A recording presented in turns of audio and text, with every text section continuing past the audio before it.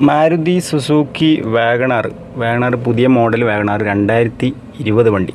അപ്പോൾ ഈ മോഡൽ വണ്ടിക്ക് നമ്മൾ ബാറ്ററി കഴിച്ച് കഴിഞ്ഞാൽ ഇതുപോലെ ഈ മീറ്ററിൽ ഈ ചെറിയ ഡിസ്പ്ലേ വരുന്ന ഭാഗത്ത് ക്ലോക്കിലെ ടൈം മാറും. ക്ലോക്കിലെ ടൈം മാറിക്കഴിഞ്ഞാൽ എങ്ങനെയാണ് ശരിയാക്കുക എന്നുള്ളതാണ് വീഡിയോ കാണിക്കാൻ പോകുന്നത്. അപ്പോൾ ഇതിന് ആകെ ഒറ്റൊരു ബട്ടൺ മാത്രമേ ഉള്ളൂ. ഈ ഒരു ബട്ടൺ മാത്രമേ ഉള്ളൂ വണ്ടിയിൽ. റീസെറ്റ് ചെയ്യാനും എല്ലാത്തിനും ട്രിപ്പ് ബട്ടൺ എല്ലാത്തിനും കൂടെ ഒറ്റ ബട്ടൺ. അപ്പോൾ കണ്ട ഈ ബട്ടൺ ഇങ്ങനെ പ്രസ് ചെയ്ത് കഴിഞ്ഞാൽ കണ്ട ട്രിപ്പ്, അതുപോലെ കിലോമീറ്റർ, റേഞ്ച്, ആവറേജ് ഇതൊക്കെ കാണിക്കും. അപ്പോൾ നമ്മൾ ജസ്റ്റ് കിലോമീറ്ററിലാക്കി വെക്കുക. കിലോമീറ്റർ ഏതായാലും കുഴപ്പമില്ല. കിലോമീറ്ററിലാക്കി വെച്ചതിന് ശേഷം ഈ ഒരു ബട്ടൺ ഹോൾഡ് ചെയ്ത് പിടിക്കാം.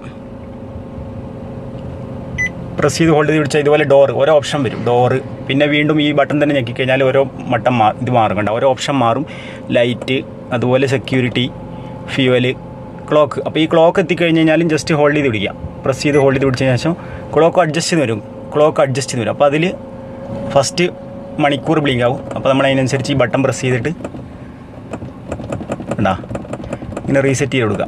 ഓക്കെ, മണിക്കൂർ ബ്ലിങ്ക് ആയതിന് ശേഷം 5 പ്രാവശ്യം ഇങ്ങനെ ബ്ലിങ്ക് ആവും.